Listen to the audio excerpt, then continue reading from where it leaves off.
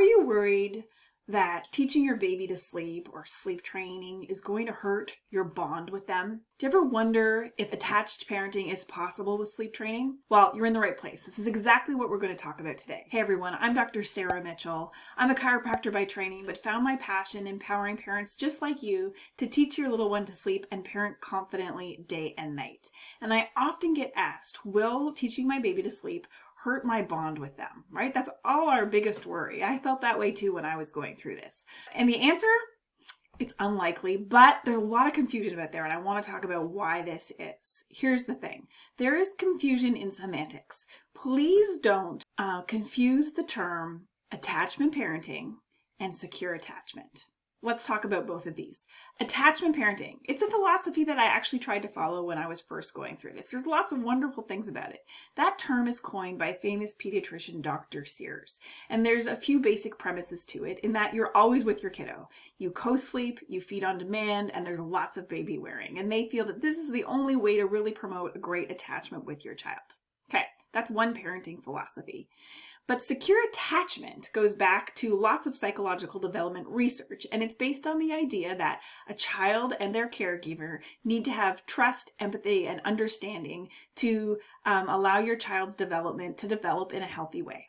Secure attachment, basically the idea is that the child is seen, heard, and feels that they are safe and secure in the world, and they have someone to rely on.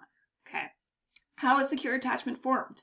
It's formed through the hundreds of verbal and nonverbal interactions that you have with your child every single day. The eye contact, the touch, the responding to demands for milk or food or a hug or picking them up. Hundreds and hundreds of little interactions that you have every single day with your child help promote that secure attachment. So will sleep training harm that? Well, first, let's do a quick review of what sleep training is. And if you follow me at all, you know that I hate the term sleep training because we train our dogs, but we teach our kids. I much prefer the term sleep teaching. And basically why I had to teach my child to sleep, and why many of my clients do, is that the way we were sleeping was unsustainable, okay? Because my child relied on me to be nursed back to sleep multiple times a night. This might look like nursing, feeding, reinserting the pacifier, co-sleeping. That just requires a lot of effort for a lot of families. That just becomes unsustainable. So sleep teaching is taking away that known way of falling asleep so that your child can develop some independent sleep skills which will help them relax into sleep and then sleep through the night. Because all humans wake up in the night, but not all humans require those things over and over again to help them go back to sleep. Kids with self-soothing skills can put themselves back to sleep between sleep cycles. So how does this all fit together? Well, first of all, the critics who say sleep training will harm your baby and your attachment to them are, using out-of-date information. Because here's why. With the Helping Babies Sleep method, there are 5 pillars to success in helping you sleep through the night again and having an independent sleeper. Number 1 is really understanding, and this is a big one. If there's anything that you can take away from video, it's this. Number 1, understanding that while the drive to sleep is biological, the way we sleep is a learned habit. Think about yourself. If I said to you tonight, you can't sleep in your favorite position and I'm taking away your pillow, gosh, you'd be uncomfortable. You would toss and turn and be frustrated, but eventually you would teach yourself a new way of relaxing down into sleep. You would soothe yourself down into sleep. And that's essentially what sleep teaching is for our little ones, taking away that known way of falling asleep so they can develop independent skills that are more sustainable. Okay, that's the first pillar. The second pillar is timing of sleep. So knowing that putting kids down too early or too late based on their age, and we'll throw in a sleep summary by age chart to help you with that in the comments below.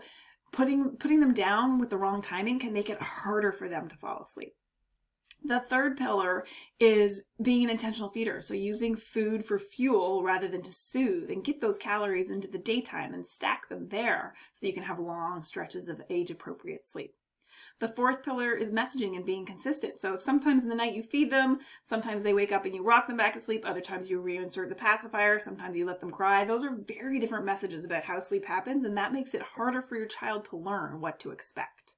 And then the fifth pillar, the fifth and final pillar, is responding. So this is the only thing people think about when they think about sleep teaching. They don't even think about those other things. This is the only thing they think about, is how do I respond to my child's cries when I take away that known sleep crutch, right? And the critics of sleep training think that you close the door and don't go back in. And that is not at all what we're doing. We're doing all those other pillars first, and then we're working on responding. So the most gentle method that we teach in Helping Babies Sleep School is sitting beside your child, offering them physical and verbal reassurance, helping them fall asleep, but in the crib, maybe not in your arms or at your breast or in the bed, okay? You are right there with them responding, right? And what is secure attachment based on? It's based on being seen, it's being heard and responded to, okay? So all of those needs are being met with this method. Right? The next method that we teach is the idea of interval checks. So I hear you, I come in, I check on you, I let you know you've been heard, and then I leave again, because being beside you doesn't work necessarily for your little one's personality. But again, you're responding and acknowledging. The tears come from frustration. Oh my gosh, Mom, I'm tired. Why are you changing the way that I fall asleep right now when I'm already so tired? I wish you would come and get me. Here's what I have found over almost 10 years of doing this, with working with over thousands of people at this point, right? Is that teaching your baby to sleep usually increases your bond with your child, because your child is now much better rested. And almost every parent that I work with reports how much happier and less fussy their little one is during the daytime, okay? Therefore, when they are fussy, it allows you to be like, red flag, what's going on? This is different for them. It allows you to be a much better detective to figure out what is going on. It allows you, when you have a well-rested kiddo who's an independent sleeper, to be that much more in tune with their needs. And that's a really amazing feeling. To feel that you really know your child that well that you don't need to pick up and mute the tears by reinserting the pacifier or breastfeeding or bottle feeding them back to sleep. No judgment if that's what you're doing, because that's what I did until I was ready to take a new chapter in our parenting journey, right? But that's what I was doing. My son weighed 20 pounds by the time he was 4 months because I kept nursing him back to sleep to mute the tears because I didn't know what else to do. I want you to know that you can be loving, attached, and well-rested. You can have all of those things with a little bit of sleep teaching. And if you're looking for step-by-step help, that's what we help you learn in our Helping Babies Sleep School and group coaching program. You can check out the link below if you're interested in learning more. But you can be loving, attached, and well-rested. Have a great day.